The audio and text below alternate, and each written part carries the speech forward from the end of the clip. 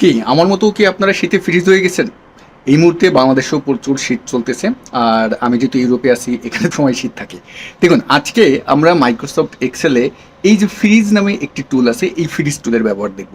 দেখুন, এই ফ্রিজ টুলটি আমাদের মাইক্রোসফট এক্সেলে কতটা কাজে লাগে এবং কি, কি কাজে আপনি এটা ব্যবহার করবেন, এই শর্ট ভিডিওটিতে আপনাদের সাথে শেয়ার করব। এবং যারা এই টুলটি ব্যবহার করে তারা তো জানে এটা কতটা কাজে লাগে, আর যারা আপনারা এই টুলটি সম্পর্কে জানেন না, চলুন আমরা স্ক্রিনে গিয়ে দেখে আসি। স্ক্রিনে আপনারা মাইক্রোসফট এক্সেলে বড় একটি ডাটা সেট দেখতে পারতেছেন। যদি আমরা ডান পাশে যাই, অনেক কলামস কিন্তু আছে। আবার যদি আমি একটু নিচের দিকে স্ক্রল করি, এখানে কিন্তু অনেক ডাটা আছে। কিন্তু একটা জিনিস আপনি কি দেখতে পারতেছেন, আমরা কিন্তু আমাদের হেডারটি খুঁজে পাচ্ছি না। এখন এইটা কিসের ভ্যালু, তারপর এটা কিসের ভ্যালু, এটা কিসের ভ্যালু, এগুলো বুঝতে কিন্তু আমাদের জন্য কষ্ট হয়ে যাবে। এখানে দুইটা ডেট, এটা কিসের ডেট।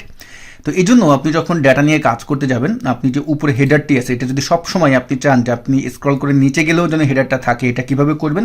তো এই জন্য আমরা যে কাজটি করব, যত নাম্বার রো আপনি উপরে সবসময় রাখতে চাচ্ছেন, সেই রো নাম্বারের ঠিক নিচের যে ঘরটি আছে সেটা সিলেক্ট করবেন, এবং যত নাম্বার কলাম চাচ্ছেন, যেমন আমি ডি কলাম, আমার সি কলাম পর্যন্ত থাকবে, এবং তার পরের ঘরে এসে আপনি সিলেক্ট করবেন। যেমন আমি এটা সিলেক্ট করলাম, তারপরে চলে যাবেন রিবন বার থেকে ভিউ মেনুতে, এবং ভিউ মেনু থেকে ডান পাশে দেখতে পারবেন ফ্রি স্প্যান আছে, এখান থেকে ফ্রি স্প্যান্স করে দিবেন।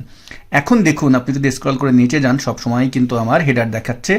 আবার যদি আমি ডান পাশেও যাই, দেখুন আমি এই যে ডান পাশে যাচ্ছি এবং আমার এখানে কিন্তু এই তিনটা সবসময় দেখাচ্ছে। তো আশা করি এই ভিডিওটি আপনাদের অনেক উপকারে আসবে। সবাই ভালো থাকবেন। আসসালামু আলাইকুম।